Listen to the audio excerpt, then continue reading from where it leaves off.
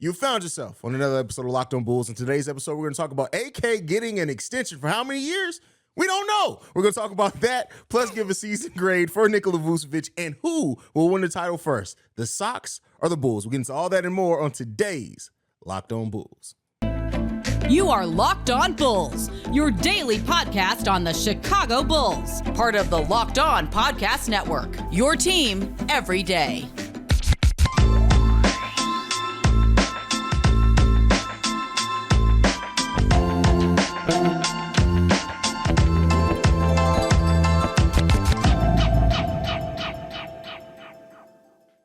Thank you for tuning in to Locked On Bulls, member of the Locked On Podcast Network, where it's your team every day. That's Pat the Designer, host and creator of the Windy City Breeze and host of the Chicago Bears podcast over at ESPN 1000.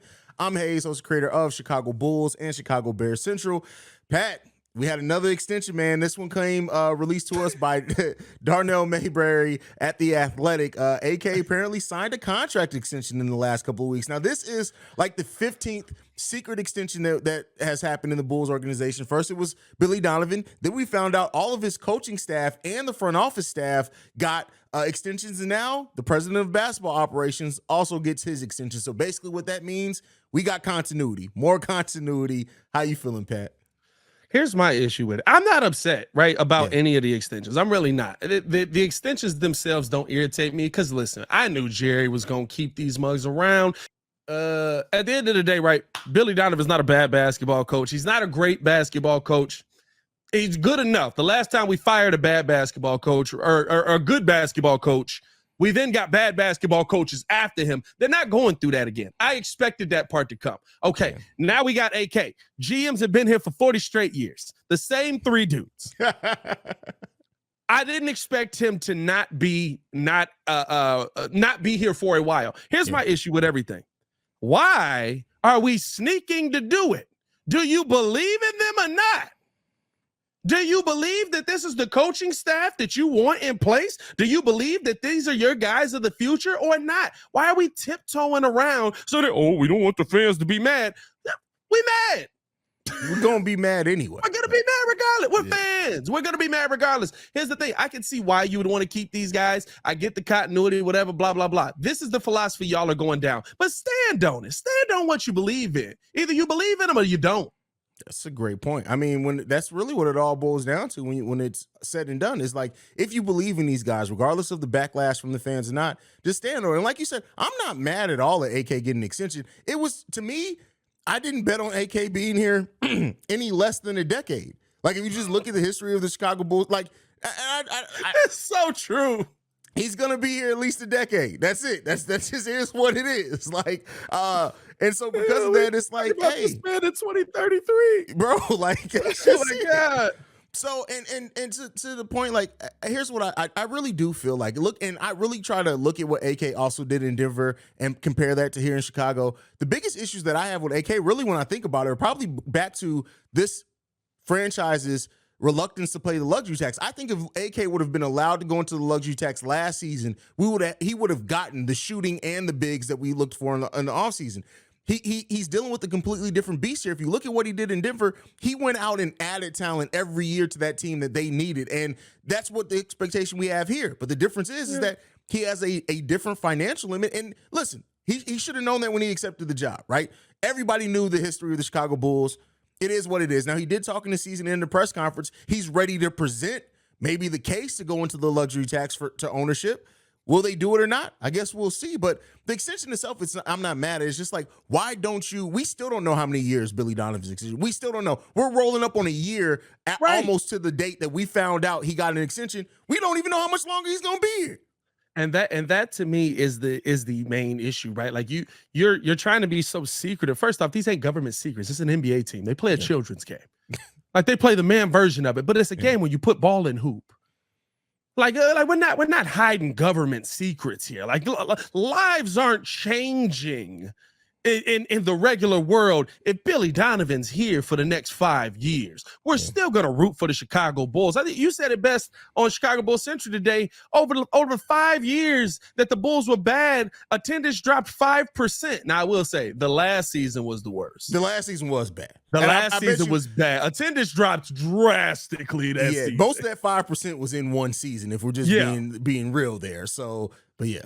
But you know that you have a fan base that's going to rock with you. Listen, we're sitting here talking about this team right now, and we're just like, 38 wins, maybe 40. Yeah. We're going to be here. Guess what? Some of our favorite Bulls teams is 38 wins, maybe 40. That is true. Everybody in the city love Ben Gordon. One of my favorite wins. Bulls teams of all time was, 41, 42 wins? 41 wins, bro. 20 years we've been here. So I just don't get the cloak and dagger that we're doing here with everything, with all of these extensions. Tell us the years. Tell us how long they go. What do you think? We're going to call for his head? You clearly don't care about people calling for his head. We've been calling for Rick Hahn's head for 3 seasons now because he keep putting the same mediocrity on the field and going, well, you can blame me. We're not blaming nobody else. We talked a lot of White Sox on this channel, by the way. We got to get Locked On Sox on here just to balance it out to talk Bulls. Be on the lookout for me and Pat starting the White Sox channel at some point. I don't know. Like, we both are very traumatized. But here's the point that I'll say, like, there was a whole billboard that fired guard packs, and it did nothing. I know they like to think that they did something, but they did nothing. It took John Paxson to go to ownership and be like, "Hey, man, I might want to fire guard packs." Yeah, like all that. Like, I don't understand. What do they think we're going to pick it? The Bulls have a worldwide fan base. That's not going anywhere anytime soon. And like I said over on Central, we're going to be like Jerry Reinsdorf is going to be profitable no matter what for the foreseeable future. Like, stop hiding. Like, just tell us what it is. Pull the Band-Aid off. We'll get over it. Yeah, there'll be some fervor a little while from pundits, but guess what? We're gonna get over it and still be right there hoping for 41 wins instead of 40. That's what we're gonna be doing. It's insane to me. It's pure insanity. And I mean, here's the thing, right? Like, now, realistically, with this decision, what direction is the team going in? That's the next question. Yeah. Right? Like, are we going? Listen, I rock with it if we make a decision to go one direction or the other. The problem is we haven't made a decision on it. Are we going with youth? Are we going with P. Will? We going with Kobe White? We going with Ayo Dosunmu? Are we going with the vets? We going with DeMar? Are we going with Vooch? We going with Zach LaVine?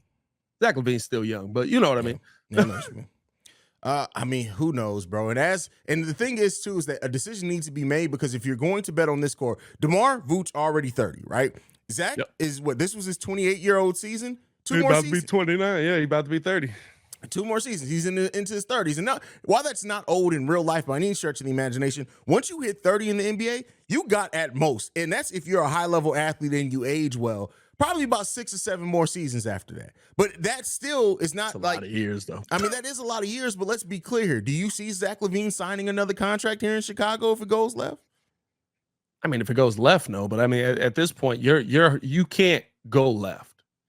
You don't have you've re-signed AK, you've re-signed, but you don't have an option to go left. Here's the one thing, Bulls fans, I will tell y'all this. Here's the one thing that you can guarantee. He's going to invest in his team. It may not be in the luxury tax. Yeah. But he is not going to let this team fall below 35 wins. Yeah. Yeah. Man, I don't know, man. Like I said, I'm not mad at AK getting his money or being here. I don't mind that at all. I would love to see what AK, knowing he's going to be here for 5-6 years, whatever it is, how he really plans out and builds the team over the time. I think that's the best when you have a front office that's in line with ownership. You figure out, you see what their plan is. But I tell you what, at the end of that plan, at the end of whatever this extension is, who already had 2 more years left, at the end of this, some decisions got to be made if we're still far away. That decision probably is going to be let's re-up, but, it is what it is. Hey, man, I don't know why I just had this idea. Okay. Or this thought, this complete sidebar thought. It has nothing to do with the topic we're talking about. If Michael Jordan sells his team, does he then start to cheer for the Chicago Bulls again? Come to some Bulls games? Because we really don't see MJ at Bulls games at all unless, like, Charlotte's playing. Yeah. Maybe. I wouldn't be mad at that. I mean, I would love it. Like, see MJ, like, listen, you're never going to get close to him. But, hey, Mike, can we get a picture of you? No. Like, all right, you got it. He'll look right at us and shrug and walk off. But next, we're going to continue our player evaluations, this time with Nikola Vucevic. But before we do that, got to talk to you guys about one of our sponsors, and that is eBay Motors. For a championship team that we will never have here in Chicago, it's all about making sure every player is a perfect fit. It's the same when it comes to your vehicle. Every part needs to fit just right. So the next time you need parts and accessories, head to eBay Motors. With eBay Guaranteed Fit, you can be sure every part you need fits right the first time around. Just add your ride to My Garage and look for the green check to know the part will fit or your money back. Because just like in sports, confidence is the name of the game when you shop on eBay Motors. And with over 122 million parts to choose from, you'll be back in the game in no time. After all, it's easy to bring home a win when the right parts are guaranteed. Get the right parts, the right fit, and the right prices on ebaymotors.com. Let's ride. eBay Guaranteed Fit only available to U.S. customers. Eligible items only. Exclusions do apply. I never thought I'd be the guy reading the terms and conditions at the end of things. But all right, Pat, we're going to continue our evaluations. This time we are evaluating Nikola Vucevic. Now, this is a polarizing thing in conversation anytime Vuce comes up between Bulls fans, because you have the Bulls fans that look at what Vuce is, what he was, and realize, hey, this guy's still a top 10 center at his position. Yes, he has some flaws, and we can better overcome some of those flaws with better roster construction. And then you have the Bulls fans that are, oh no, Vuce sucks. Vuce didn't give us what he gave us in Orlando. He's terrible defensively. He doesn't jump. All things that we knew before Vuce came here. How are you looking at Vuce's season this past season? Listen, 17 points a game on 50+% shooting, which is his highest field goal percentage since his third year in Orlando, I think, something like that. Yeah. 11 rebounds, still giving you the consistency with the boards.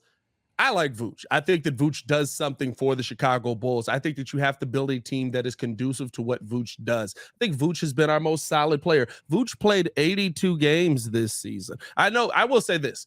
When you look at the Vuce trade, the 2 first-round picks that you sent for him hurt. Yeah. It's Franz Wagner and Paolo Banchero. Yeah. Wait, that kind of sucked. Paolo was ain't Paolo the second pick? No, Paolo was their own pick. Who was our other pick? They get the pick this year? Oh, it would be this one. Yeah, maybe. I was gonna say, because if it was Paolo, no, now I got to change my whole thought process. Yeah. Franz Wagner is pretty freaking good. Like, I would love a Franz Wagner on our team, right? Yeah. So I'm not gonna say that I don't feel upset about the pick, but what I am gonna say is this: you had to make a commitment to Zach LaVine. We've done that, and I think that you're seeing now what Vuce can do if the right pieces are there. I said this to Sylvie from Waddle and Sylvie at the State Street Studios the other day. He's not a Vuce guy. He says Vuce was supposed to be here and be a big that spreads the floor. He doesn't spread the floor. Agreed. He doesn't knock down the three ball at a high percentage. That's correct. He only had one season in his career of being a high volume, high percentage 3-point shooter. One season, right? Now we got him. He was pretty good at stretching the floor the season that we first got him, that half the season. Yeah. And he hasn't been that since. 3-point percentage has been precipitously dropping off. But to me, Vuce's talent isn't just at the 3 ball. He is such a good passer. To me, I look at the fact that Vuce only has 3.2 assists, and I say that's because you don't have good enough shooters on this team. He's probably your best facilitator on the team. I can't give him...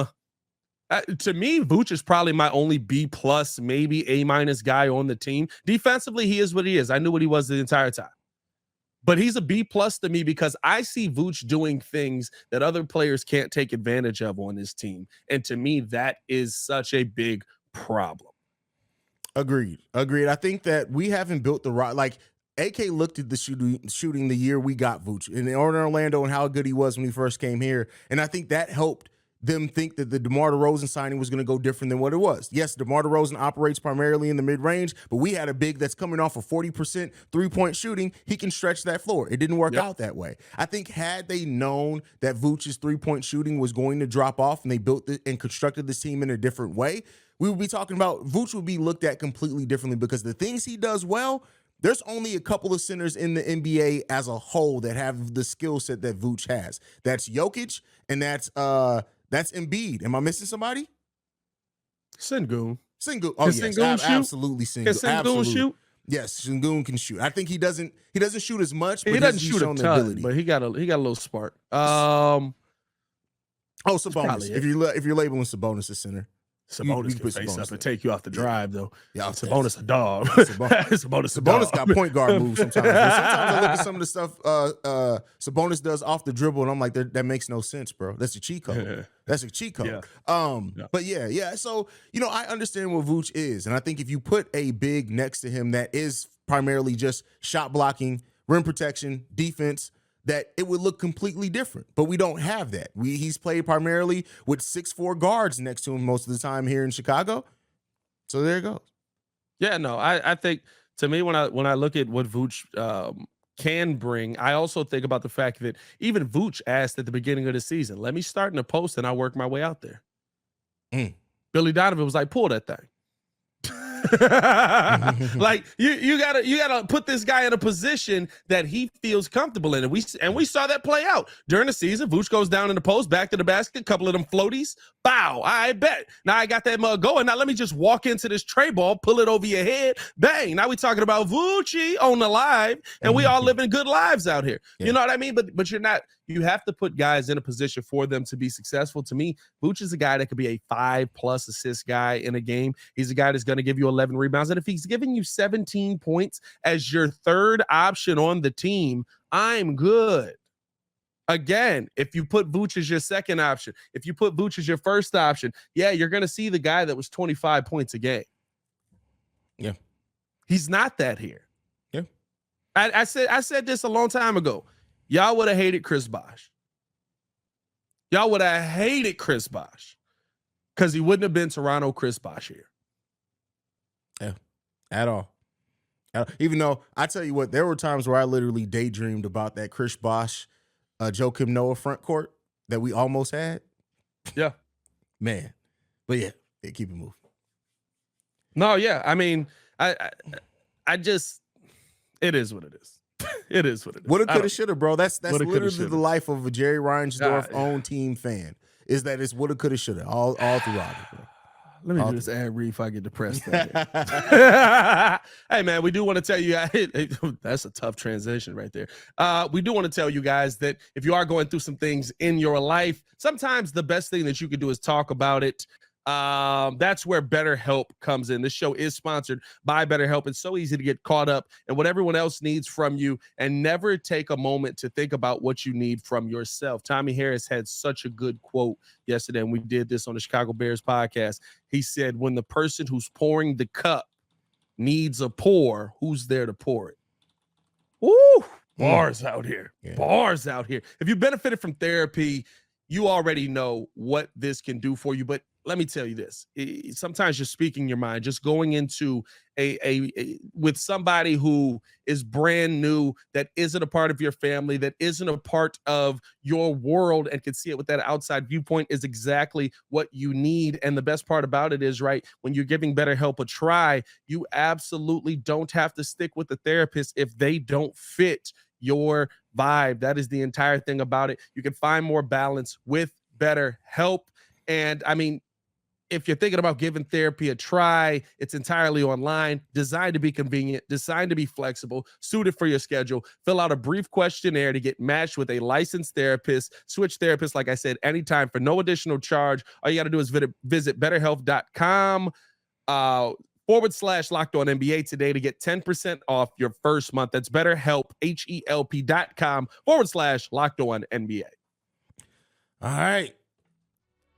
So last topic before we go, and we may need BetterHelp after this one. What's that promo code again? Give me that. I may need that after this one. Which team is going to win a title first? Two Jerry Reinsdorf owned teams, the Bulls or the Chicago White Sox?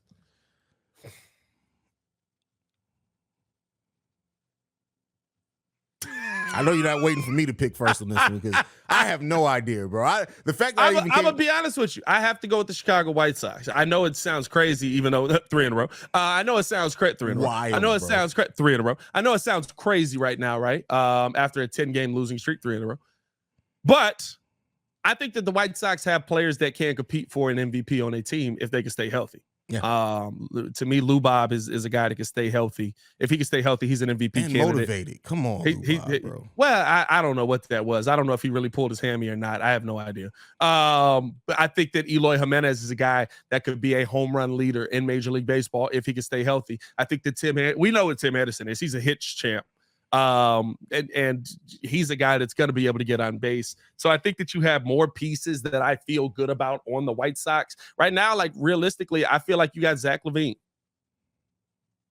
I like DeMar DeRozan. I don't know how DeMar DeRozan fits with how Billy Donovan is using him. That's fair. I like Vooch, but you got to get shooters for that. Right? We just had that conversation. Yeah. I think P. Will could be a shooter. I think that P. Will is getting better. I think he's going to turn into it, but he's not that yet. These guys are that. Now, do they suck? Yeah, for sure. Listen, the White Sox, bad right now. They suck. I mean, it is what it is. But having pieces in place that I can look at and tangibly see, that's a good player, that's a good player, that's a good player. Y'all just always got hamstring issues, which makes me now look at, is Jeff Tanaka over there, by the way?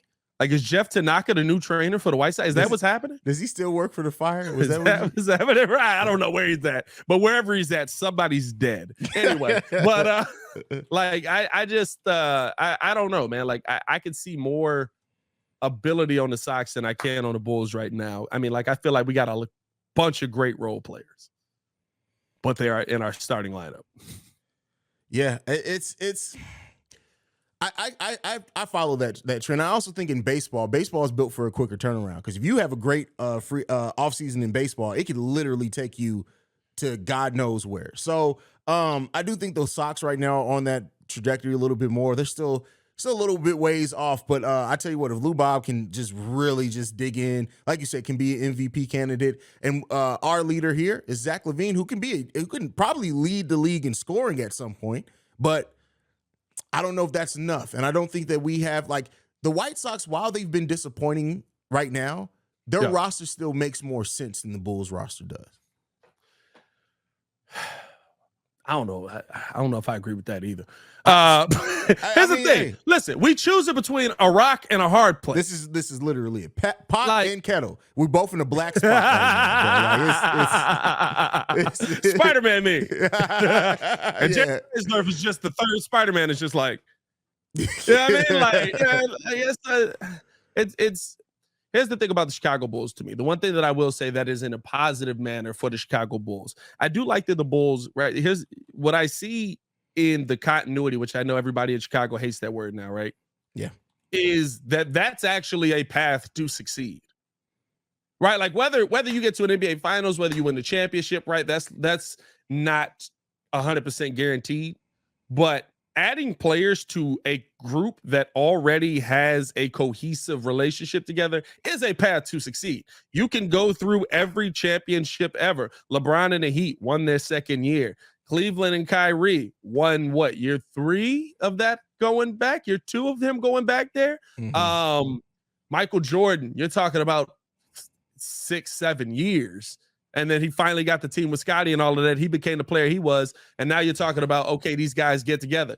Magic was quick. I ain't going to lie to you. But the rest of that team had been there. The rest of that team was already built. Yeah. So, like, when you look at championship level basketball teams, you're talking about teams that have been together 4, 5, 6 years. You rarely get, like, I'm not going to lie to you. I think the Phoenix Suns are a really good basketball team. I don't think that they can beat Golden State. I don't think that Denver can beat Golden State.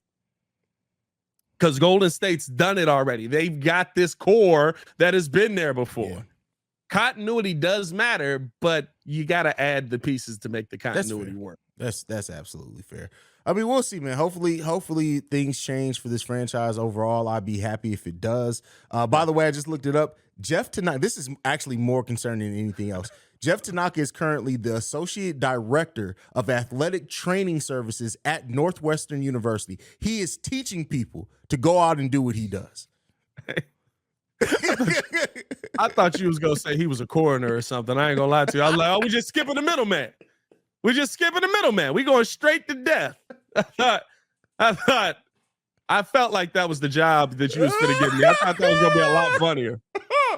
Yeah, that would be a lot funnier. But I mean, he probably know basic medicine. I would assume he knows medicine. He probably just don't know how to show compassion to the people that are there and like actually care about them being alive and having careers. Do you think if Luol Deng ran into Jeff Tanaka, would he run him that fade? It's a fade on sight. It's fade on sight. Fade on sight, bro. Got to be a fade on sight. Well, here's the thing, though. See, this is the part everybody always puts Luol on Jeff. Jeff ain't a doctor. This is true. Jeff can only give you different diagnosis on what injuries might be. They send you to doctor. These were actual doctors that almost killed Luol Deng. Yeah. So that's a whole different. I'm not putting that on Jeff. What I will put on Jeff is watching Chris Dunn slam his face into the court. And that man walked out there like the boards had been pulled up and he was walking on the ice at the United Center. So I don't put Luol almost dying on Jeff. That's a tough one. But Luol might run that fade just off of like you was the first person. Yeah, I mean, that's fact. Chris Dunn. I rolled my left ankle. Too. You taped up my right one. You know what I mean? Like stuff like that. Like, I feel like Jeff did a lot of stuff like that. Yeah, that's facts. But let's get on out of here, man. Hey, man, follow us on everything at Locked On Bulls. You can follow me on everything at Pat the Designer. Watch out for Jeff Tanaka. Please. Hey, listen, if you are at the University of Northwestern and you and Jeff Tanaka walks in the room, just go ahead and tell them to run you your tuition back. Switch schools. We got to figure out how many injuries have happened at Northwestern that have just been like career-ending injuries. That's a dark way to take it, but you know it's some mugs out there that's just definitely like, I thought it was a rolled ankle, they took my leg. That's hilarious, man. You guys can follow me at CEO Haize, CEO Haize. And thank you for making Locked On Bulls your first listen every day. Keep tuning in with us, man. We'll keep bringing back every day, even during the off season. But for Pat the Designer, I'm Haize. This has been Locked On Bulls. We out this mug. Peace, y'all. Peace, y'all.